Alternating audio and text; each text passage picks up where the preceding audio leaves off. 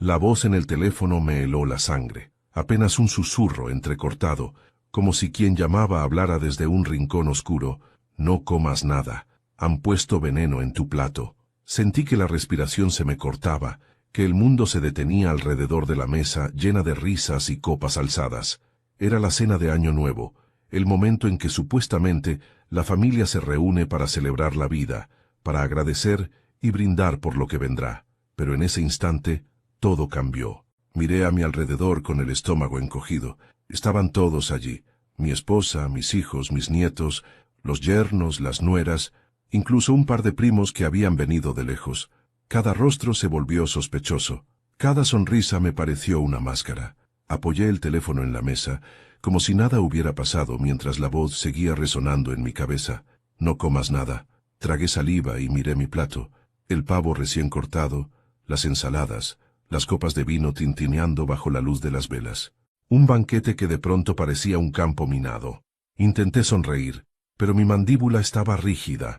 Me pregunté si alguien notaría la tensión en mi rostro. Y fue entonces cuando inventé la primera mentira de la noche. Llevé una mano al estómago, fingí un dolor repentino y dije con voz forzada: «Perdónenme, creo que me cayó mal el vino. Voy al baño». Me levanté despacio, sintiendo el peso de todas las miradas sobre mí. Me miraban con preocupación genuina o con el nerviosismo de quien teme que su plan haya sido descubierto. El corazón me golpeaba el pecho como un tambor mientras atravesaba el pasillo hacia el baño. Cerré la puerta con el seguro y me dejé caer sobre el lavamanos, respirando con dificultad.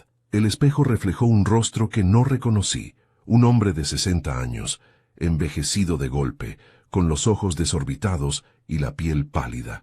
Me agarré con fuerza al mármol y volví a escuchar en mi cabeza la advertencia.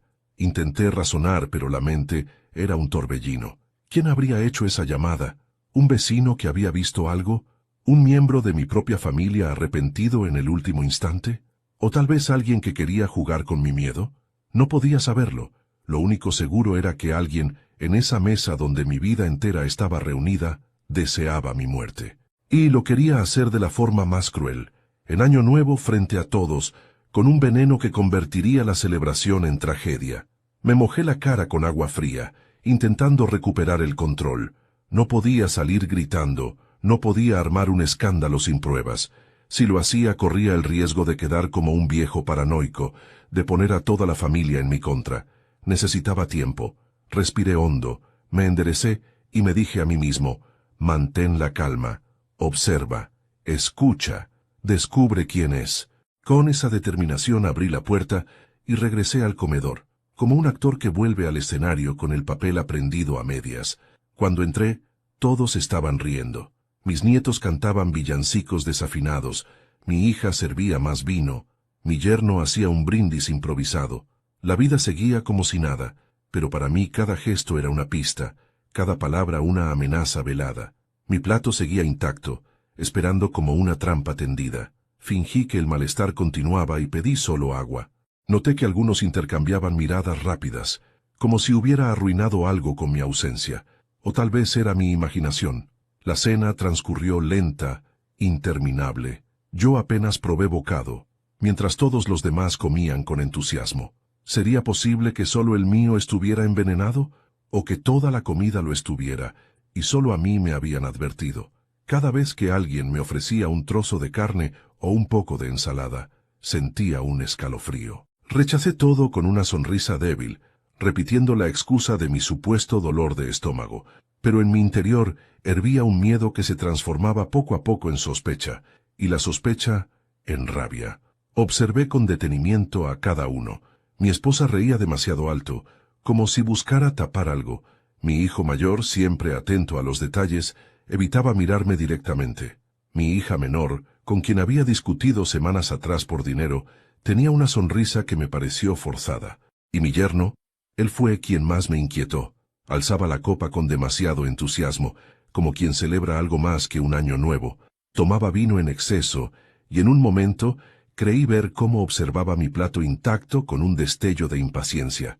El reloj marcó la medianoche. Los abrazos, los brindis, las felicitaciones se mezclaron en un ruido ensordecedor. Yo abracé a todos con una sonrisa fingida, pero por dentro sentía que estaba abrazando serpientes. Nadie, absolutamente nadie podía ser descartado.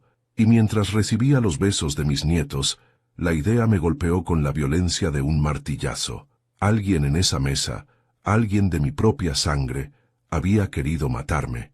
Me retiré temprano esa noche. Fingí cansancio y subí a la habitación. Me senté en la cama a oscuras, con el teléfono en la mano, esperando otra llamada, otra pista, algo que me dijera a quién debía temer, pero el aparato permaneció en silencio. Solo escuchaba a lo lejos las risas apagándose en el comedor, el sonido de las copas al recogerse, las voces de mis hijos despidiéndose, y en ese silencio entendí que la batalla no había hecho más que empezar, porque alguien dentro de mi familia me quería muerto, y yo, aunque no sabía quién era todavía, estaba dispuesto a descubrirlo, aunque para ello tuviera que abrir viejas heridas y enfrentar verdades que quizás no estaba preparado para escuchar. Esa noche apenas dormí. Daba vueltas en la cama como un condenado, con los ojos abiertos en la oscuridad, repasando cada detalle de lo que había ocurrido en la cena, la voz en el teléfono, el plato intacto, las sonrisas que ya no sabía si eran de alegría o de complicidad. No podía dejar de preguntarme, ¿quién de todos los que habían compartido conmigo tantos años de mi vida quería mi muerte? Y entonces, como un reflejo inevitable, mi mente comenzó a retroceder en el tiempo.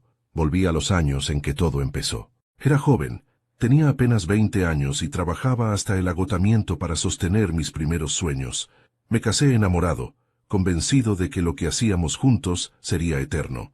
Recuerdo mis manos ásperas por las jornadas largas en la fábrica, la espalda dolorida, los pies hinchados, y aún así la satisfacción de llegar a casa y ver la sonrisa de mi esposa. Esa sonrisa era el motor que me mantenía en pie. Nunca pensé en mí, siempre pensé en ellos, en mi familia, en lo que necesitaban, en lo que yo debía sacrificar para que tuvieran una vida mejor. Poco a poco fuimos construyendo lo nuestro. Una casa humilde al principio, muebles comprados de segunda mano, y un sueño que parecía lejano, darles a mis hijos un futuro digno. Crecieron bajo mi esfuerzo, y cada logro suyo era como una medalla invisible para mí. Cuando mi hijo mayor entró a la universidad, lloré de orgullo. Cuando mi hija menor aprendió a tocar el piano, la aplaudí como si estuviera en el Carnegie Hall. Siempre estuve allí, aunque el cansancio me destrozara, aunque el dinero no alcanzara, aunque a veces sintiera que mi vida se consumía solo en dar. Pero los años también trajeron heridas.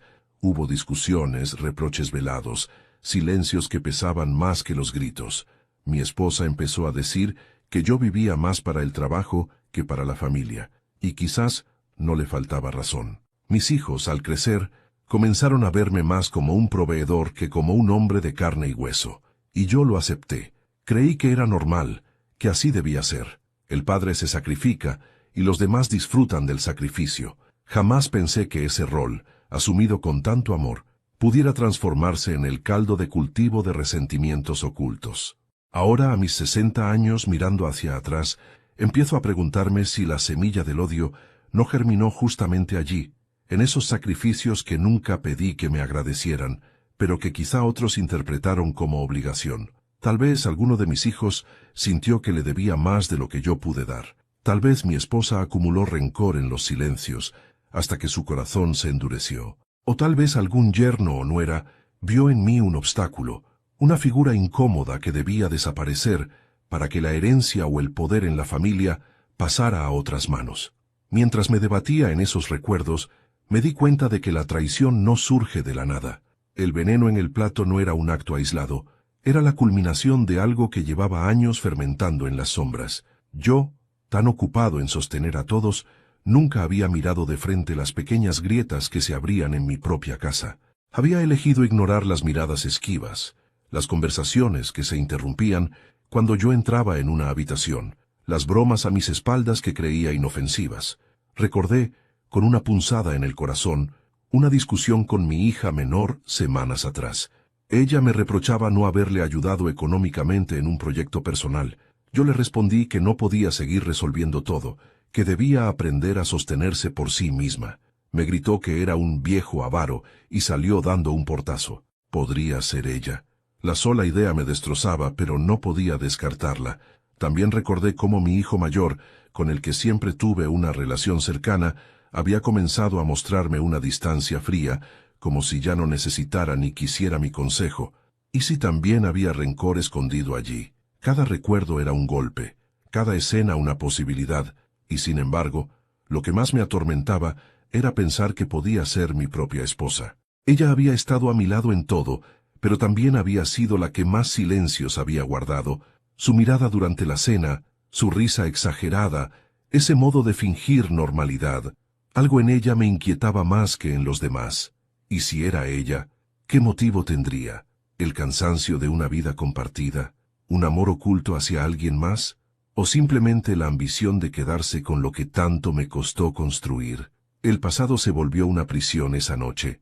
Me di cuenta de que los recuerdos que siempre me habían sostenido ahora eran armas que podían volverse contra mí. Lo que antes era orgullo, ahora era sospecha. Lo que antes era sacrificio, ahora era deuda. Lo que antes era amor, ahora era posible odio. Y esa transformación era peor que el veneno mismo.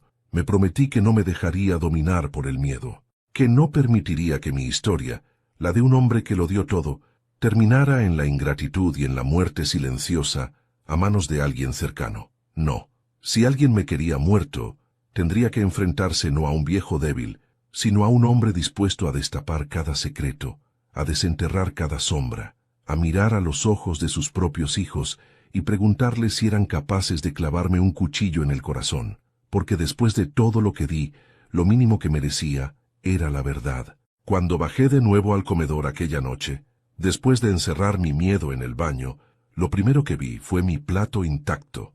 Allí estaba, esperándome como una amenaza muda, con el pavo aún caliente, el puré de papas, la salsa espesa que goteaba por el borde.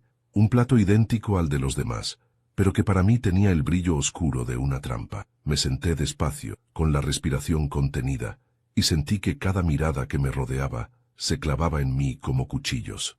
Nadie me preguntó por qué había tardado tanto. Nadie se levantó a ofrecerme ayuda. Siguieron comiendo, bebiendo y riendo, como si mi ausencia no hubiera importado, como si estuvieran esperando que yo diera el primer bocado. Mis manos temblaban bajo la mesa. Tomé la copa de agua, la acerqué a mis labios y fingí beber. Vi cómo mi yerno me observaba de reojo, con una atención que me puso la piel de gallina. Vi también a mi esposa, que mantenía la sonrisa, pero con una rigidez extraña, como si esa máscara pudiera romperse en cualquier momento. Mi hija menor, en cambio, reía a carcajadas con su primo, pero sus ojos, al pasar sobre mí, parecieron brillar con algo que no era alegría. Mi hijo mayor, siempre tan serio, evitaba mirarme. Hablaba con su esposa, pero cada tanto giraba la cabeza hacia mi plato, como asegurándose de que seguía intacto. El tiempo se volvió denso. Cada minuto era un suplicio. Me llevé el tenedor a la boca en un gesto falso, apenas tocando la comida, y luego lo dejé sobre el plato. Inventé otra excusa, murmurando que todavía me sentía mal.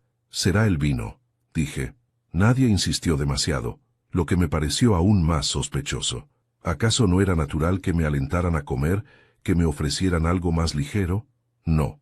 Se limitaron a asentir, a seguir con sus conversaciones, como si el hecho de que yo no comiera no alterara en absoluto la armonía de la mesa. Y eso, en una familia como la nuestra, era extraño. Comencé a observar con más detalle. Noté que el cuchillo de mi plato estaba colocado de manera diferente al de los demás, apenas ladeado, como si alguien lo hubiera puesto con prisa. El vino frente a mí tenía un tono ligeramente más oscuro, aunque no podía estar seguro de si era mi imaginación. Recordé las palabras del anónimo. Han puesto veneno en tu plato. No en la comida en general, no en el banquete, sino en mi plato específicamente. Esa precisión me heló de nuevo. Significaba que quien lo había hecho no quería un accidente. Quería mi muerte, solo la mía. Mientras los demás brindaban y cantaban canciones de Año Nuevo, yo sentía que estaba en una escena de teatro macabro, donde todos conocían un guión menos yo. Los niños corrían alrededor de la mesa, ajenos, felices, y yo los miraba con una punzada en el corazón. ¿Qué clase de familia era esta, que podía reír mientras uno de ellos planeaba asesinarme? ¿Qué herida había dejado yo tan profunda para que alguien me deseara muerto? Me sorprendí a mí mismo observando las manos de cada uno. Mi esposa cortaba la carne con calma, pero noté un leve temblor en sus dedos, como si intentara disimular nerviosismo. Mi hijo mayor sostenía la copa con fuerza excesiva, al punto de que pensé que podía romperse. Mi hija, en cambio, parecía demasiado relajada, como quien sabe algo que los demás ignoran. Y el yerno, él sonreía, brindaba, pero sus ojos regresaban una y otra vez a mi plato, con una insistencia que no podía ser casual.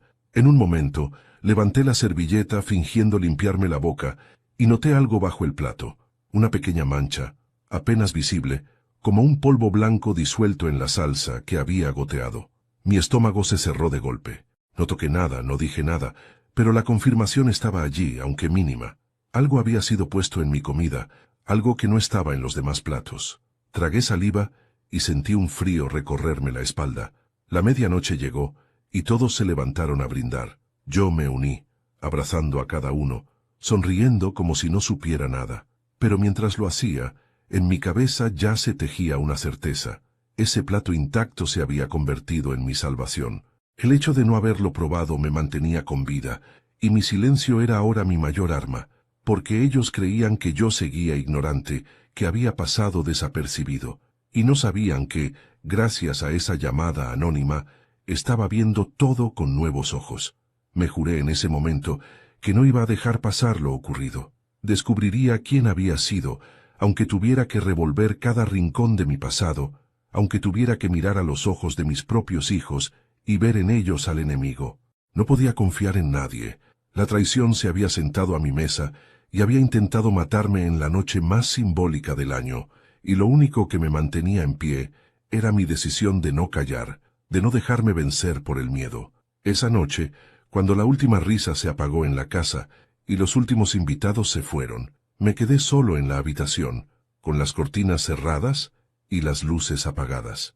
Podía escuchar todavía los ecos de las voces de mi familia en mi cabeza, las risas, el tintinear de las copas, la falsa normalidad de una cena que para mí había sido un campo minado.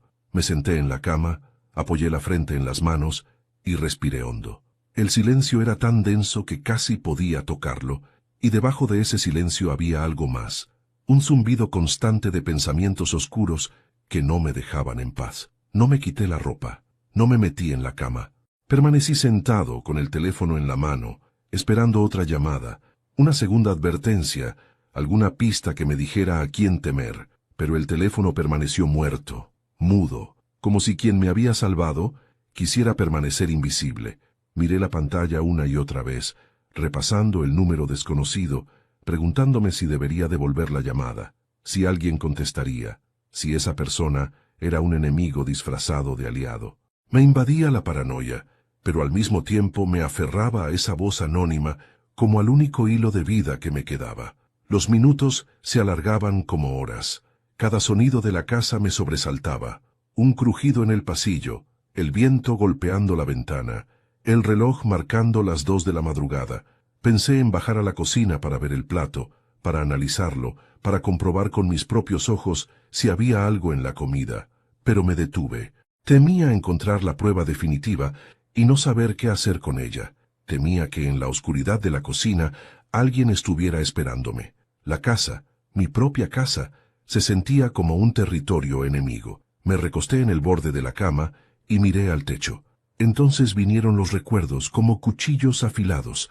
Vi en mi mente la imagen de cada uno de ellos durante la cena, las miradas esquivas, las sonrisas nerviosas, los gestos calculados. Mi esposa riendo demasiado alto, mi yerno observando mi plato con insistencia, mi hija menor fingiendo despreocupación, mi hijo mayor evitando mi mirada. Cada gesto, cada movimiento, se convertía ahora en una pieza de un rompecabezas macabro que intentaba armar en la oscuridad. La rabia me golpeó de pronto, mezclada con una tristeza insoportable. Yo les había dado todo, mi juventud, mi fuerza, mi trabajo, mis noches sin dormir, todo para que ellos tuvieran un techo, comida, educación, un futuro, y ahora uno de ellos, quizás más de uno, quería quitarme la vida. ¿Por qué? ¿Qué les debía yo para merecer esto? Me sentí viejo, traicionado, pero también peligrosamente lúcido. Por primera vez en mucho tiempo, la niebla de la costumbre se disipaba y podía verlos tal como eran, El insomnio me arrastró a pensamientos oscuros. Pensé en la muerte, en cómo habría sido si no recibía esa llamada, si hubiera dado un solo bocado. Pensé en mis nietos despertándose al día siguiente, con la noticia de que su abuelo había muerto en la cena de Año Nuevo. Pensé en el funeral, en los discursos falsos, en las lágrimas de cocodrilo. Esa imagen me revolvió el estómago y me encendió una determinación feroz. No iba a permitirlo. No me matarían en silencio. No me enterrarían como a un idiota. Si alguien en mi casa quería envenenarme, se arrepentiría. Con esa idea, me puse de pie y abrí el cajón de mi escritorio. Saqué una libreta y un bolígrafo. Empecé a escribir casi sin pensar los nombres de todos los presentes en la cena. Al lado de cada nombre, anoté las señales que había percibido. Miradas, gestos, motivos posibles. Era un ejercicio desesperado, pero me dio cierta calma. Era como tomar las riendas de mi miedo, convertirlo en un plan. En la lista estaban mi esposa, mis hijos, mis yernos, mis nueras, incluso un par de primos. Nadie quedaba fuera, nadie estaba a salvo de mi sospecha. El amanecer me encontró así, escribiendo y tachando con los ojos rojos y el corazón acelerado. No había dormido un minuto, pero en medio de ese insomnio sentí que algo en mí había cambiado. Ya no era el hombre ingenuo que se sentaba a la mesa creyendo en la unidad de su familia. Era un hombre que había visto la sombra de la muerte en su propio plato y que ahora estaba dispuesto a mirar a todos a la cara para descubrir quién la había servido. Cuando el sol empezó a filtrarse por la ventana, me levanté y me miré en el espejo. El rostro que me devolvía la mirada no era el de un anciano derrotado. Era el de alguien que, a pesar del dolor y del miedo, había recuperado algo que creía perdido, la voluntad. Y con esa voluntad me prometí que iba a encontrar al traidor, que iba a arrancar la máscara de su rostro, aunque me costara la última gota de energía. Esa noche sin dormir fue el punto de no retorno. Supe, con una certeza fría, que mi vida había cambiado para siempre, y que la próxima vez que me sentara a esa mesa no sería para celebrar, sino para desenmascarar. Al amanecer del día siguiente, con los ojos aún quemados por la falta de sueño, me levanté decidido a no permitir que la noche quedara en un rumor. Sentía en el pecho una mezcla de furia y vértigo, la certeza de haber sido salvado por una llamada anónima y la convicción de que el peligro venía de adentro, de entre los que comieron de mi mesa y me abrazaron apenas una hora antes. Empecé por lo elemental, no confrontar a nadie sin tener algo más que corazonadas. Si quería salir vivo de esa prueba, debía ser metódico, paciente y frío. No era el tiempo de gritos, sino de pequeñas trampas que obligaran a que la verdad se mostrara por sí misma. Lo primero fue revisar la cocina con cuidado, aunque ya no esperaba hallar el veneno en una bandeja abandonada. Los especialistas confirman que muchos envenenamientos se preparan con antelación y en pequeñas dosis. Abrí armarios, revisé botellas, inspeccioné frascos de especias con la atención que un cirujano pone al observar un quirófano. Nada extraño a simple vista. Pero encontré una nota de compra doblada entre las servilletas. Una factura de una farmacia cercana, fechada la semana anterior, con un nombre que me resultó conocido por error, un apellido que apareció en la libretita de mi hijo menor cuando me registré sin mirar las cuentas. No era una prueba concluyente, pero era una línea más del mapa que estaba armando en mi mente. Llamé a un viejo amigo, el que años atrás me enseñó a leer más allá de las palabras. Le pedí que viniera a tomar café, y sin dramatismos le conté la historia. No quería que supiera todo. Temía que la palabra veneno convirtiera a cualquiera en sospechoso desesperado. Le expuse los hechos y le mostré la factura. Él frunció el ceño y me habló de patrones que había visto en su época de comerciante, compras repetidas de medicinas que no justificaban enfermedades, nerviosismo antes de las visitas, excusas por ausencia laboral en momentos claves. Me dijo algo que me recorría la columna vertebral como un escalofrío. Mira a quienes tienen algo que ganar con tu ausencia. Esa frase retumbó y abrió en mi cabeza un abanico de posibilidades que prefería no considerar. Decidí entonces cambiar la rutina para observar reacciones. Dejé mi coche en la calle un día más de lo habitual, volví antes 3 veces sin avisar, fingí una llamada falsa y escuché el temblor en las voces de quien no sabe cómo reaccionar ante una amenaza inesperada. Mi hijo mayor, que siempre había sido correcto y sereno, mostró un sobresalto que ocultó con rapidez. Mi hija menor, por el contrario, mantuvo la compostura con una especie de acritud contenida que me resultó insoportable. Me regaló una sonrisa que no alcanzó a sus ojos. Mi yerno, el que aquella noche miró mi plato con insistencia, apareció en el taller bajo la excusa de arreglar algo, y pasó demasiado tiempo observando la casa como quien vigila oportunidades. En la semana siguiente fui construyendo pequeñas pruebas. Pedí discretamente que me guardaran las cajas de vino y las facturas del supermercado. Cuando nadie miraba, comprobaba fechas, marcas, lotes. Encontré una pequeña incongruencia. Una botella de una marca cara aparecía entre las compras habituales, con una nota de entrega a domicilio el mismo día de la cena. ¿Quién habría pedido esa botella? La entrega figuraba a nombre de la casa, pero con una responsabilidad firmada por mi nuera. Hablé con ella casualmente sobre vino, comenté anécdotas de viajes, y noté cómo su discurso se alteraba cuando mencionaba la noche de Año Nuevo. Torció la boca, buscó una excusa. La pedí porque sabía que ustedes querían algo especial, dijo, pero su voz se hundió en una justificación vacía. Llevé otro día a reparar el jardín de noche, y me quedé afuera en la penumbra, escuchando conversaciones al pasar. Es un vicio mío, lo confieso. Oír las conversaciones sin ser parte de ellas me permite ver los gestos que las palabras esconden. Así fue como escuché a mi yerno hablar por teléfono, con un tono que intentaba ser casual, pero no lo conseguía. Todo saldrá bien. Solo espera, dijo. Y yo, sin que él supiera, hice una nota mental. No es que una frase como esa confirme la autoría de un crimen, pero en el conjunto de pequeñas señales, aquello formaba un patrón. La mente se vuelve una lupa cuando alguien quiere matarte. Agranda los susurros, sospecha de las frases anodinas, convierte la rutina en una red de trampas.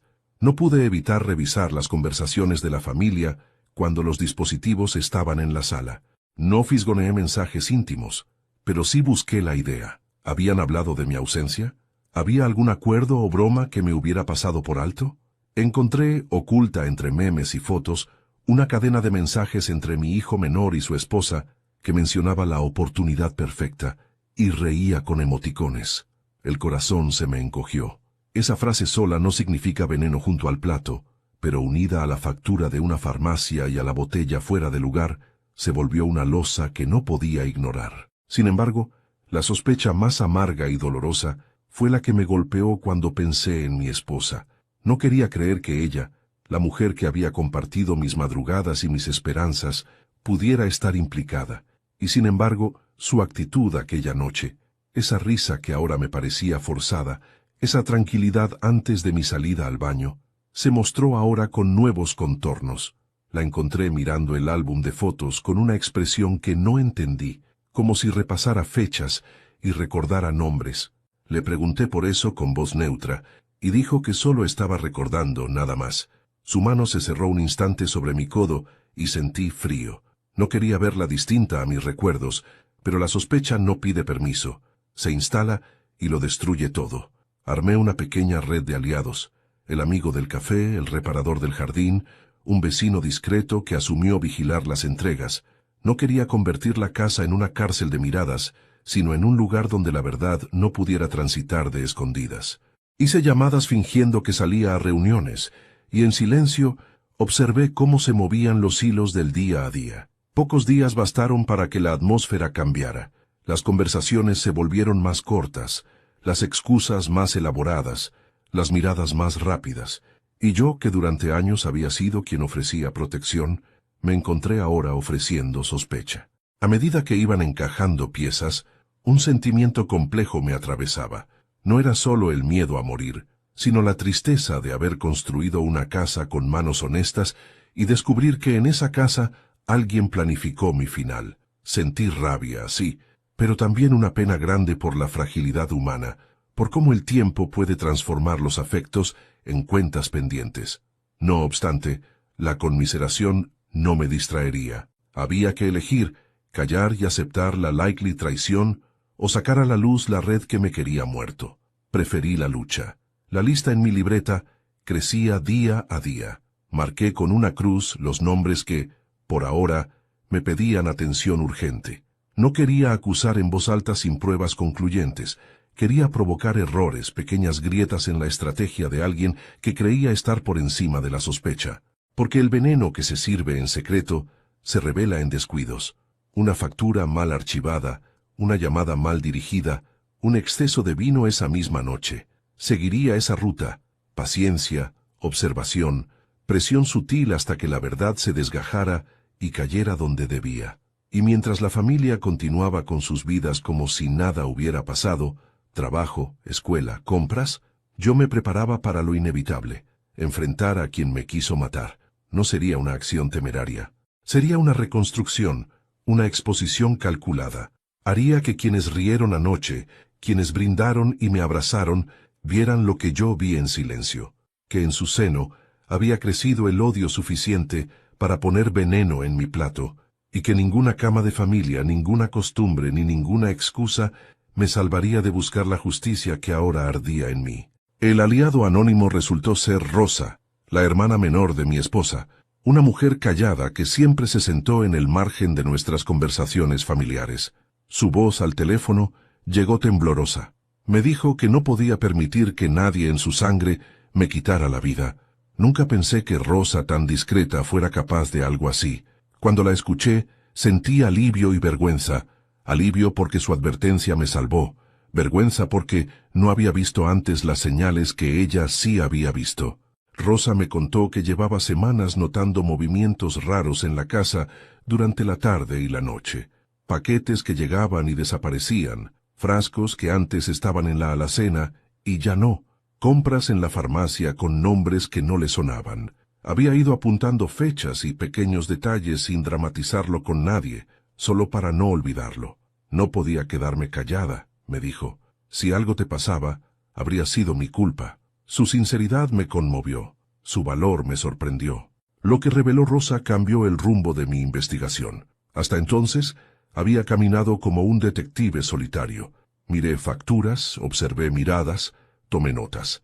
Con ella como aliada, pude actuar con más precisión. No le pedí que instalara cámaras ni que entrara en confrontaciones.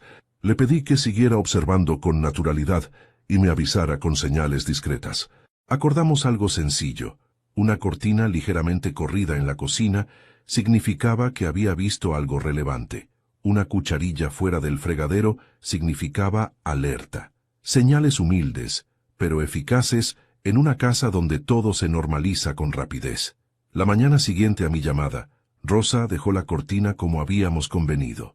Vi la señal y desde la penumbra observé cómo la nuera salía temprano con excusas y volvía con una bolsa demasiado pesada que dejó en la entrada. Vi también a mi yerno entrar por la puerta trasera en una hora impropia.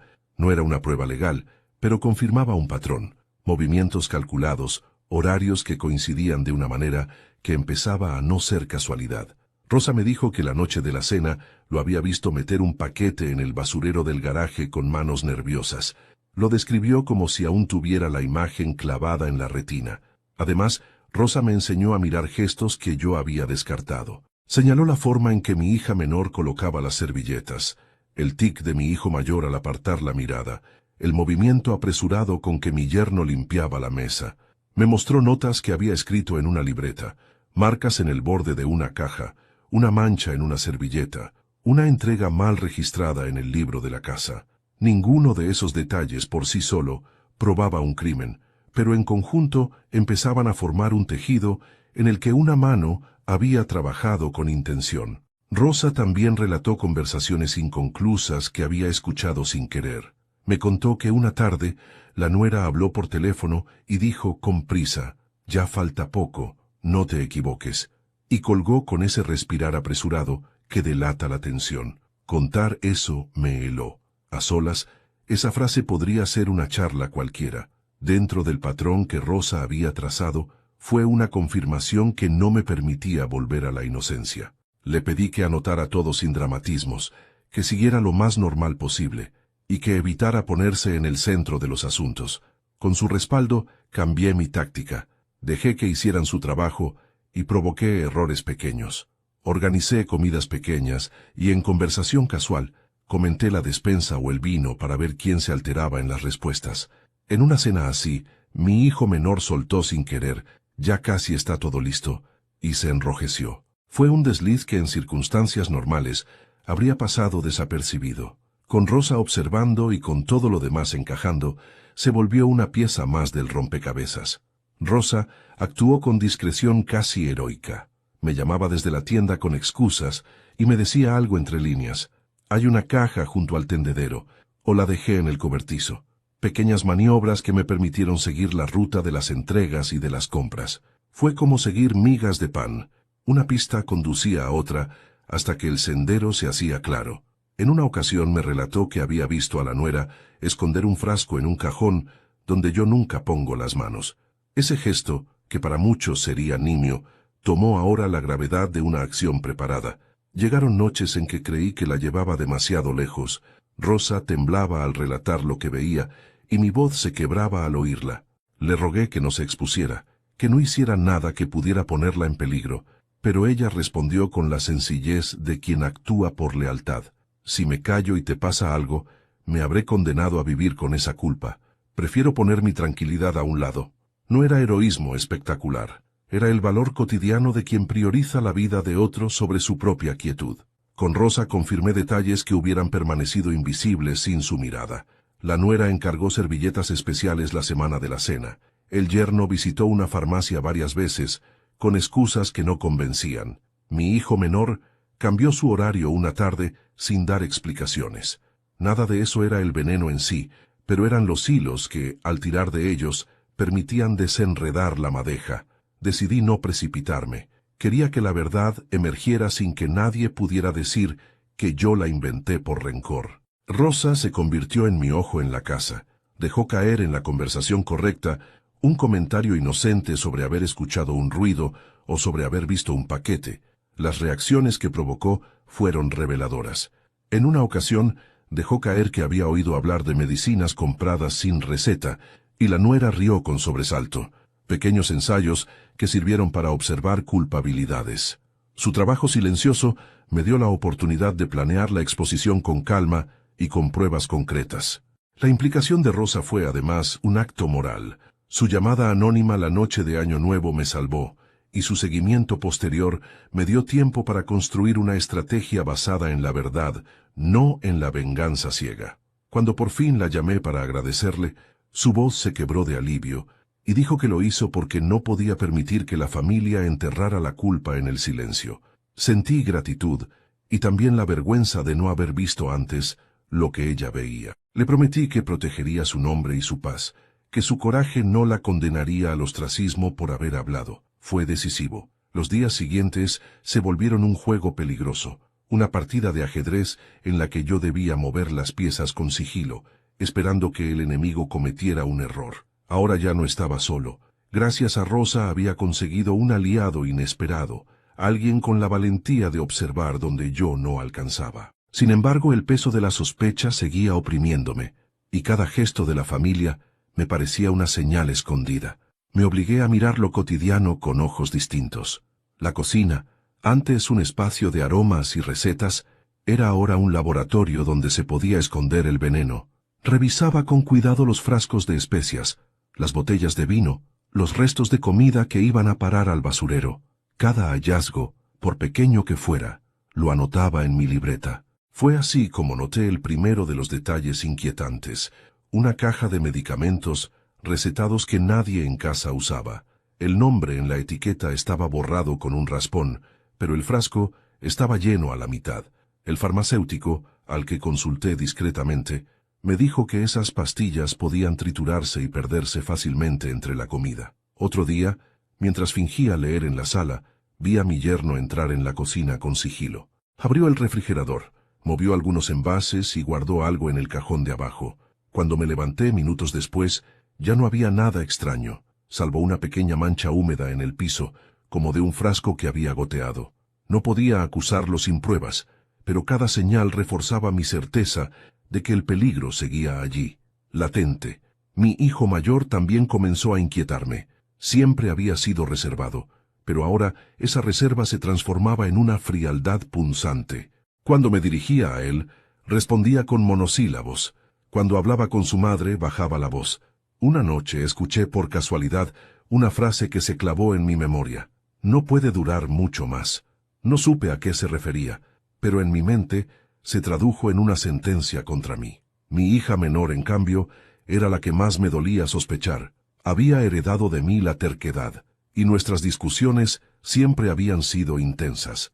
La recordaba de niña, aferrada a mi pierna para que no saliera a trabajar, rogándome que me quedara en casa.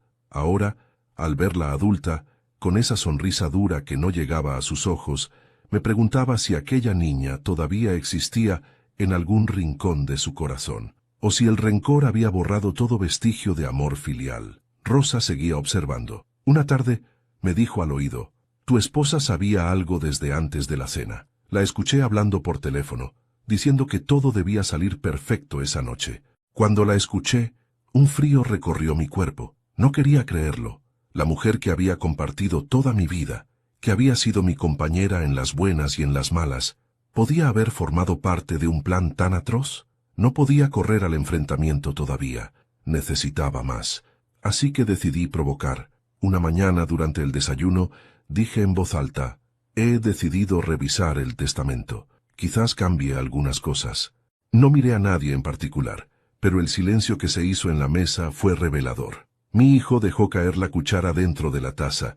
Mi yerno apretó los labios. Mi esposa fingió indiferencia, pero sus dedos se crisparon sobre el mantel. No hubo palabras, pero sí gestos, y en esos gestos estaba escondida la verdad. Cada día el rompecabezas se completaba un poco más. Sabía que estaba cerca de desenmascarar al traidor, pero también comprendía que jugaba con fuego. Un paso en falso, y el veneno podría volver a aparecer en mi mesa, esta vez sin advertencia. La batalla apenas comenzaba. La primera vez que decidí enfrentarlos, no lo hice con gritos ni acusaciones abiertas. No era el momento. Entendí que si quería arrancarles la máscara, debía hacerlo con sutileza, como quien juega al ajedrez y obliga al rival a mover la pieza equivocada. Así que me senté a la mesa con ellos, en otra de esas comidas familiares que ya no eran celebraciones sino campos de batalla silenciosos, y comencé a lanzar frases cuidadosamente medidas. Dicen que este año será difícil para muchos, sobre todo para quienes dependen de una herencia anticipada, dije, mientras cortaba con calma un trozo de pan. No levanté la vista enseguida, pero sentí el aire cargarse. Mi yerno se removió en la silla, carraspeó y bebió vino, con un apresuramiento nervioso. Mi hija menor forzó una carcajada y dijo que yo siempre exageraba. Mi esposa, en cambio, guardó silencio, un silencio que pesaba más que cualquier palabra. Durante esa comida, dejé sin tocar el plato frente a mí, como un recordatorio de la cena de Año Nuevo. Observaba las reacciones de todos. Últimamente he pensado en lo rápido que puede cambiar la vida de un hombre. Un minuto estás aquí, y al siguiente puedes desaparecer. Algunos sonrieron, otros bajaron la mirada. Mi hijo mayor se atragantó con un pedazo de carne y dijo que hablaba demasiado sombrío para ser un almuerzo familiar. Yo respondí con una sonrisa seca: «A veces hay que hablar de la muerte para que la vida tenga sentido». Era un juego cruel, pero necesario. Quería ver quién aguantaba la presión, quién mostraba nerviosismo, quién mantenía la compostura. Me fijaba en los dedos que temblaban, en las miradas esquivas, en la incomodidad que se disfrazaba de risa. Poco a poco fui descubriendo grietas. La nuera, que solía ser la más conversadora, guardaba un silencio inusual. Mi yerno hablaba demasiado, como quien intenta llenar con palabras un vacío peligroso. Mi hija menor evitaba mirarme directamente, y cuando lo hacía sus ojos brillaban con una mezcla de desafío y de culpa. En una de esas tardes decidí ir más lejos. Saqué del bolsillo la factura de la farmacia que había encontrado semanas atrás y la puse sobre la mesa, sin decir nada. La dejé allí junto al salero como un objeto cualquiera. Vi cómo mi hijo mayor palidecía. Vi también cómo mi esposa fingía no reconocerla, aunque sus ojos la recorrieron con rapidez. Nadie se atrevió a preguntar qué hacía yo con ese papel, y yo tampoco expliqué nada. Solo lo guardé de nuevo después de unos minutos con una calma estudiada. El silencio que siguió fue sepulcral. Empecé también a hacer preguntas disfrazadas de anécdotas. ¿No les parece curioso cómo antes envenenaban a los reyes? Siempre eran las personas más cercanas, las que compartían la mesa, las que tenían la oportunidad perfecta. Reí como si fuera un comentario casual, pero vi cómo el yerno dejó caer el tenedor. Mi hija menor comentó con voz seca que yo veía demasiadas películas, y mi esposa dijo con frialdad, eso solo pasaba en épocas lejanas, pero ninguno de ellos pudo ocultar el malestar que mis palabras provocaban. Cada vez que lanzaba una insinuación, anotaba en mi libreta la reacción. Con el tiempo, empecé a notar un patrón. Había nerviosismo compartido, pero en especial se concentraba en un grupo reducido. Ya no sospechaba de todos. El círculo se estrechaba. Los gestos, los silencios, las miradas fugaces, todo indicaba que había un secreto compartido entre algunos de ellos. La traición no era individual, era una complicidad. Una noche, mientras tomábamos café, me atreví a decir, a veces pienso en cómo me salvaron ese día, en esa llamada que recibí en el momento justo. ¿Se imaginan? Si no fuera por esa voz, quizás ahora no estaría aquí sentado. Lo dije como una reflexión, pero la bomba estaba lanzada. Nadie sabía que yo ya había descubierto que Rosa había sido la que me había advertido. Quería ver cómo reaccionaban al oír que alguien, dentro o fuera de la familia, había estado observando. Y la reacción fue reveladora. Mi esposa apretó los labios. Mi yerno miró de inmediato a mi hija menor, y ella palideció de golpe. Esa cadena de gestos me confirmó más que cualquier palabra. Aquel enfrentamiento velado me dejó claro que las máscaras empezaban a resquebrajarse. No había confesiones abiertas, claro, pero cada gesto era una prueba silenciosa. Cada incomodidad era un ladrillo más en la pared que yo estaba levantando contra ellos. Supe, con una mezcla de dolor y determinación, que la hora de la verdad se acercaba. Pronto, uno de ellos cometería un error del que ya no podría regresar. La verdad no cayó de golpe, como un relámpago, sino que fue apareciendo poco a poco, como una mancha que se extiende sobre una tela limpia hasta cubrirla por completo. Había sospechado de muchos, había jugado con la incertidumbre de no saber en quién confiar, pero aquel día, después de semanas de observación y silencios incómodos, la máscara finalmente se rompió, y lo que encontré detrás de ella me desgarró más que el veneno en el plato. Fue Rosa de nuevo quien me dio la última pieza. Una tarde me llamó con voz entrecortada. Había escuchado a mi esposa discutir con mi hija menor en la cocina. No eran frases claras, sino retazos. Ya no aguanto esta espera. Tienes que tener paciencia. No podemos fallar otra vez. Mi corazón se paralizó. No era solo una sospecha, era una confirmación. Mi esposa y mi hija estaban implicadas. El golpe fue brutal, como si me arrancaran de cuajo todo lo que había creído sobre mi propia familia. Me encerré en mi habitación con la libreta, donde había anotado cada detalle. Repasé una y otra vez los gestos, las frases, las miradas. Todo coincidía. La risa nerviosa de mi esposa durante la cena, su silencio incómodo en mis insinuaciones, su mirada huidiza cuando hablé de la herencia, y mi hija, su resentimiento por discusiones pasadas, sus palabras llenas de veneno disfrazadas de ironía, su frialdad cada vez que yo hablaba de sacrificios.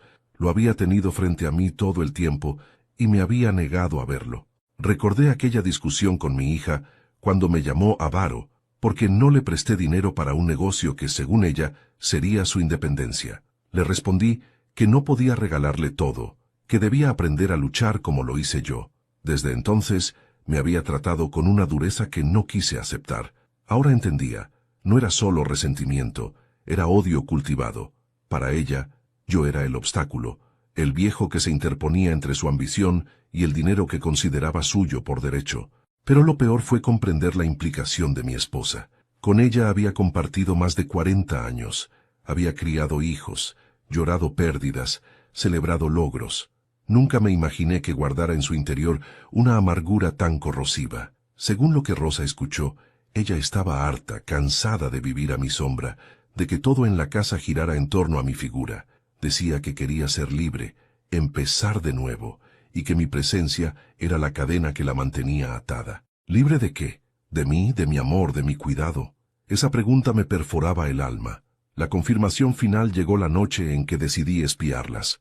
Fingí salir de viaje por trabajo, como había hecho otras veces, y regresé en silencio a la madrugada. La casa estaba a oscuras, pero escuché voces en la cocina. Caminé despacio, con el corazón golpeando en el pecho, y allí estaban, mi esposa y mi hija, sentadas frente a la mesa, con una caja de medicamentos abierta. Hablaban en susurros, planeando cómo disolver las pastillas sin dejar rastro. No era una imaginación, no era una sospecha, era la realidad brutal, tangible. Sentí que las piernas me temblaban, que el aire me faltaba. Quise irrumpir en la cocina y gritar, exigir explicaciones, pero me contuve. Me quedé escuchando desde la penumbra, con lágrimas ardiéndome en los ojos.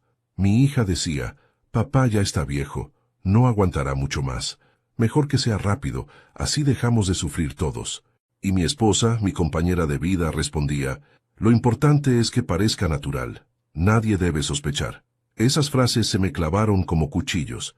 Ellas, las mujeres que yo había amado y protegido, las que habían vivido gracias a mis sacrificios, planeaban mi muerte con la frialdad de quien organiza una mudanza.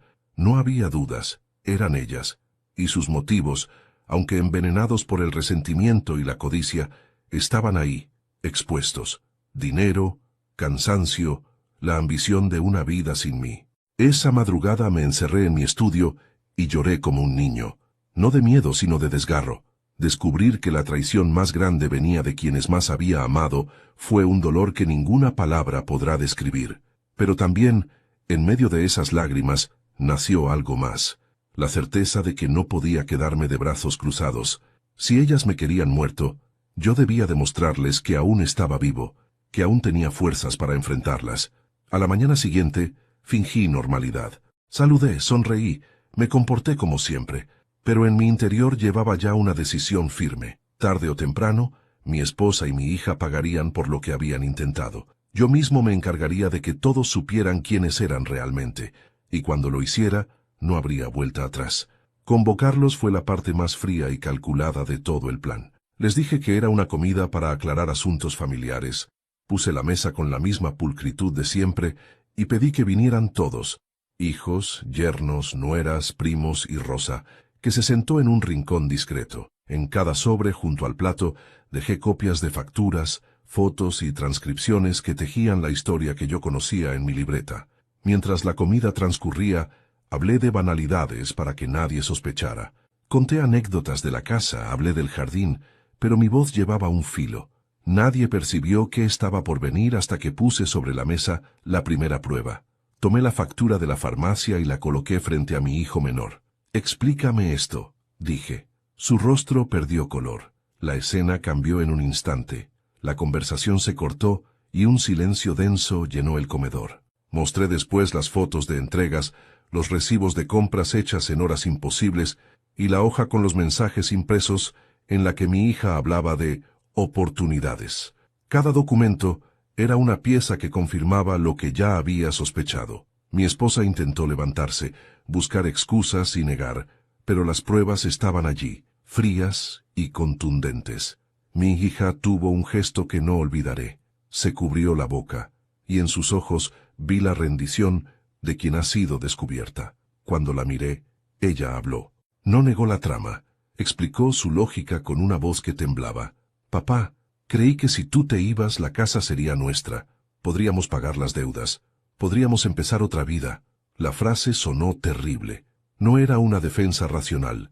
Era el descubrimiento de una ambición que para ella justificaba el crimen. Mi esposa, por su parte, buscó compasión. «Me cansé de ser sombra», dijo, como si los años de cuidado justificaran el plan. Las palabras se hicieron cuchillos. La reacción fue inmediata y violenta. Algunos familiares retrocedieron, otros lloraron, y mi hijo mayor, que siempre me defendió en público, cayó en un llanto desconsolado. Sentí en ese momento que la casa se partía en dos. Por un lado estaban los que no podían creer que aquello fuera posible. Por otro, los que veían la evidencia y no podían mirar hacia atrás. Yo mantuve la calma. La exposición debía ser clara y sin rabia teatral. No quería darles el recurso de decir que yo monté un espectáculo. Pedí que se llamara a la policía. No por deseo de venganza inmediata, sino para que las pruebas fueran certificadas y no quedara lugar a dudas. Un oficial llegó, tomó nota, revisó las copias y escuchó las transcripciones. Cuando lo hizo, vi en su cara que mi versión no era una fantasía. La legalidad empezó a tomar cuerpo, y con ella la posibilidad de consecuencias reales para quienes habían querido terminar con mi vida. Mi esposa se hundió en un llanto que no buscaba consuelo, sino clemencia. Recordó fragmentos de la vida compartida, pidió que consideráramos su cansancio como atenuante. Mi hija habló de deudas, depresiones, de noches en vela. Trató de enredar motivos para suavizar un acto que no admite suavidad. Escuché todo, no para perdonar, sino para entender la medida del daño. Saber por qué alguien te quiere muerto no devuelve el pasado, pero al menos explica la naturaleza de la traición. Los nietos fueron los más afectados. Al principio no comprendían, luego sintieron la tensión y se apartaron como si la casa se hubiera vuelto extraña. Ver a mi nieta pequeña mirar con ojos grandes y confusos me partió el alma. Me acerqué a ella, la abracé, y en ese abrazo entendí que mi obligación era protegerlos de lo que les había sucedido, también a quienes habían causado el daño. La familia quedaba fragmentada, y algo en su tejido debía reconstruirse. Mientras los oficiales recogían las pruebas, yo sentí una mezcla de alivio y tristeza. Había logrado exponer la verdad y arrancarla del silencio, pero a un precio. La casa que yo había soñado para el calor y la protección se había convertido en un escenario de cicatrices abiertas. Los presentes se dispersaron, temblando entre la vergüenza y la incredulidad. Algunos me miraron con respeto, otros con odio.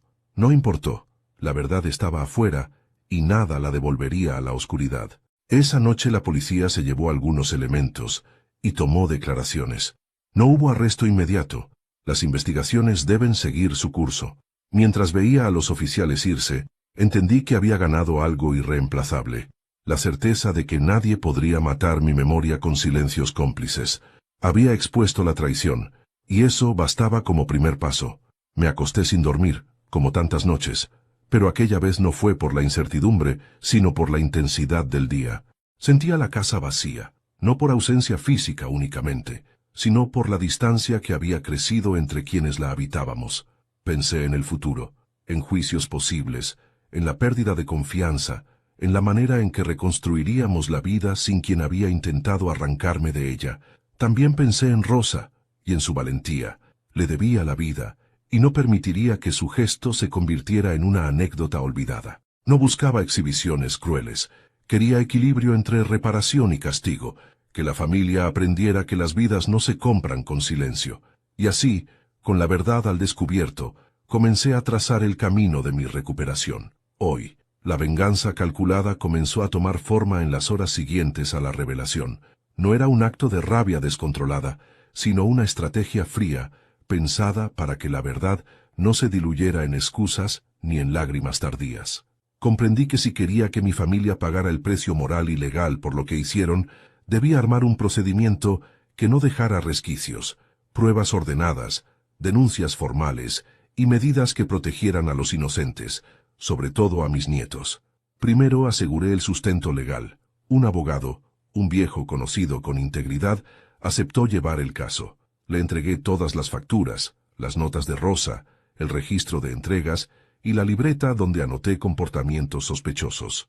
Hubo reuniones largas en las que repasamos la estrategia, cómo presentar la denuncia sin que se percibiera como una venganza personal, qué medidas cautelares solicitar y la forma de custodiar las pruebas para que no pudieran ser alteradas.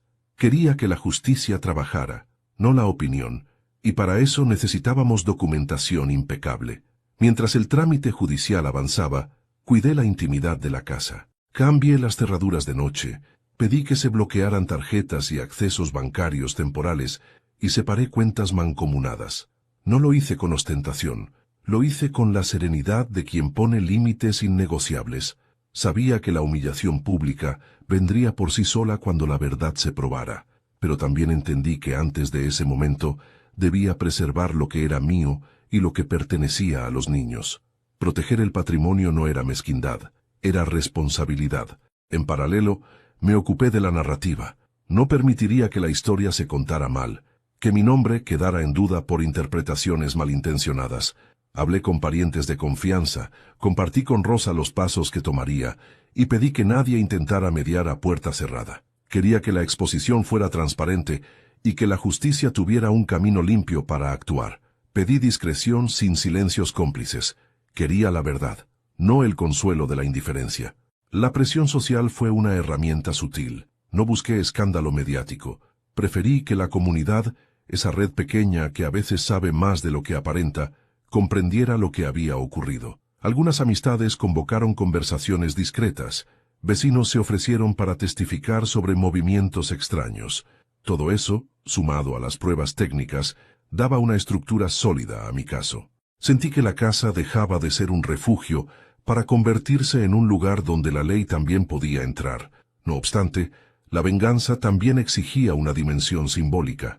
Quería que el final del lazo doméstico fuera visible para que nadie confunda abandono con perdón, así que planifiqué un gesto directo: sacar de la casa las prendas que representaban la convivencia, las cosas que habían compartido mi esposa y yo durante años, no por placer en humillar, sino para dejar claro un punto: quien intenta asesinar a su compañero no merece seguir bajo el mismo techo. Pedí ayuda a Rosa y a un sobrino leal. Entramos en el cuarto con la calma de quien respeta lo íntimo, y con manos que no temblaban empezamos a sacar ropa. Pijamas, vestidos, camisas dobladas. Todo salió en cajas. Las llevamos a la vereda frente a la casa y las exhibimos con la firmeza de un acto que no busca espectáculo, sino clausura. Pasó la gente. Algunos miraron con repugnancia, otros con curiosidad, y algunos con una comprensión que me reconfortó. Comprendí que la violencia simbólica también es justicia cuando el abrazo de la familia ha sido roto por la perfidia. El día que coloqué aquellas cajas en la calle, sentí una mezcla de alivio y amargura. Alivio porque ya no compartía el espacio cotidiano con quien había planificado mi muerte. Amargura porque la historia de una vida compartida terminaba así, con prendas en la vereda y miradas que juzgaban. Aún así, no me arrepentí. Había que marcar el límite para proteger a los chicos y para que la sociedad supiera que en esa casa no habría impunidad. No busqué la humillación gratuita, busqué un cierre claro, seguí con prudencia. Durante las audiencias preliminares, mantuve la compostura. Me presenté con documentos ordenados, testigos que corroboraron entregas y movimientos, y el informe del investigador privado que había contratado al principio. Ver cómo la fiscalía empezaba a tomar en serio las pruebas me dio una calma inesperada. No buscaba venganza sangrienta, buscaba reparación y seguridad. La ley, cuando camina del lado correcto, es una herramienta para restaurar dignidades. Entretanto, hubo quienes intentaron ablandarme: cartas, llamadas suplicantes, promesas de cambio. Mi esposa juró arrepentimiento. Mi hija lloró en privado y pidió perdón en sollozos que no alcanzaron a convencer. Les respondí con silencio práctico: las vías legales seguirían y cualquier negociación debería ser pública y con condiciones claras. Y sobre todo, no permitiría el contacto entre ellas y mis nietos sin supervisión. La protección de los niños era no negociable. Su paz valía más que cualquier reconciliación apresurada. Hubo un momento en que supe que la venganza había encontrado su forma justa.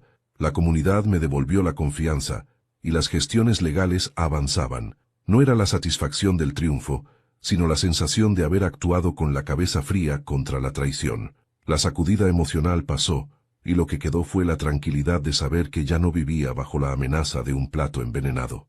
Recuperé algo más que seguridad. Recuperé el control sobre mi vida. La última etapa fue administrativa y simbólica: oficializar la separación de bienes, cambiar beneficiarios en documentos y asegurarnos de que la casa quedara protegida para los nietos.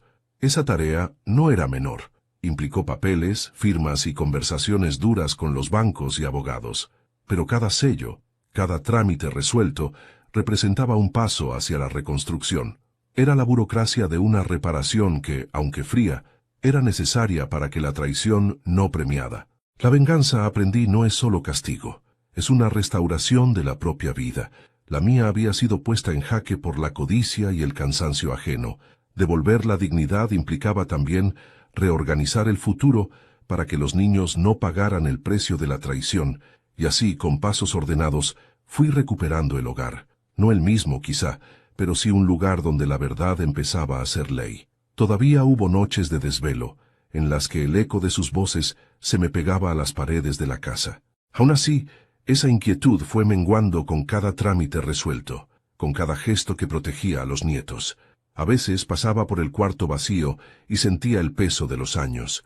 Otras veces, sin embargo, sentía una paz nueva, rara y decisiva. Había cerrado una puerta que dolió cerrar, pero al hacerlo abrí otra que me permitiría vivir sin miedo. Hoy, el día en que decidí cerrar este ciclo, comenzó como cualquier otro, con el sol apenas filtrándose por las cortinas y el aire frío de la mañana entrando por la ventana. Pero dentro de mí no había rutina, sino una determinación que ardía con fuerza. Había pasado semanas desenmascarando a quienes creí que nunca me fallarían. Había soportado el dolor de descubrir que mi esposa y mi hija tramaron mi muerte. Había reunido pruebas, soportado lágrimas falsas y escuchado excusas que ya no podían borrar la realidad. Ahora había llegado el momento de poner un punto final. Bajé a la sala y vi las maletas que había preparado la noche anterior. Dentro estaban las pertenencias de ellas: ropa, zapatos, bolsos, incluso las fotografías en las que posaban como si la familia fuese un lazo sagrado. Todo eso ahora era un recordatorio de la traición. Las cargué con calma, sin temblar, y las dejé una a una en la calle. Cada objeto depositado en la acera era un golpe de justicia silenciosa, una manera de decirles que ya no pertenecían a mi vida ni a mi casa. Los vecinos comenzaron a asomarse. Algunos se quedaron quietos, sorprendidos. Otros cuchicheaban entre ellos, y unos pocos me miraban con una mezcla de respeto y lástima. Yo no bajé la vista. Que todos vieran, que todos supieran que el hombre al que intentaron asesinar no estaba dispuesto a ocultar lo ocurrido. La vergüenza no sería mía, sino de ellas, que planearon mi muerte con la frialdad de un cálculo económico y el veneno de un resentimiento antiguo. Mi esposa estaba en la puerta, con el rostro desencajado. Me gritó que aquello era innecesario, que todo podía hablarse, que yo estaba exagerando. Su voz sonaba desesperada, no por amor, sino por miedo a perderlo todo. Mi hija, en cambio, me miraba con rabia, con esos ojos cargados de rencor que tantas veces confundí con simple rebeldía juvenil. Ahora entendía que en esa mirada había germinado el odio que estuvo a punto de matarme. Ya no forman parte de esta casa, les dije con una calma que sorprendió incluso a mí mismo. Lo que intentaron no tiene perdón. Pueden llorar, pueden gritar, pero lo que jamás volverán a tener es mi confianza. Sus lágrimas no me conmovieron. Durante años había creído que los lazos de sangre eran irrompibles, que el amor de una esposa era eterno, que los sacrificios de un padre eran suficientes para ser respetado. Ahora sabía que todo eso podía romperse, que la ambición, el cansancio y la codicia podían arrasar con décadas de recuerdos. Cerré la puerta despacio, dejando atrás sus súplicas y la murmuración de los vecinos. Dentro de la casa me recibió un silencio distinto, no de soledad, sino de paz. Por primera vez en meses no sentí miedo de lo que podía haber en mi plato, ni de los murmullos en la cocina, ni de las conversaciones en voz baja cuando yo no estaba. Ese silencio era mi victoria. No era una victoria ruidosa, pero sí definitiva. Subí a la habitación y me senté frente al escritorio, donde aún reposaba mi libreta, esa en la que anoté cada gesto, cada sospecha, cada prueba. La abrí y recorrí con la vista todas las páginas hasta llegar a la última. Allí escribí, con mano firme: el veneno no me mató, porque yo aprendí a abrir los ojos. La traición fue su sentencia, la verdad mi venganza. Cerré la libreta y la guardé en el cajón. Era mi testimonio, mi recordatorio de que sobreviví a lo que hubiera destrozado a muchos. Miré entonces una fotografía vieja de mis nietos. Ellos no tenían culpa de nada. Eran las verdaderas víctimas de una historia de codicia y traición. Juré en silencio que nunca los dejaría a merced de la misma oscuridad que me había querido arrancar la vida. Esa promesa fue mi nueva razón para seguir. Esa noche, antes de dormir, me acerqué a la ventana y vi las cajas aún en la acera. Nadie se había atrevido a tocarlas. El viento movía algunas prendas y las sombras de los postes se alargaban sobre ellas como una sentencia. No sentí tristeza, sentí alivio. Todo lo que representaba la traición estaba fuera de mi vida. Al cerrar la ventana, entendí que mi historia no había terminado con veneno en un plato. sino con mi dignidad intacta. Sobreviví no solo porque alguien me advirtió a tiempo, sino porque tuve el valor de enfrentar la verdad.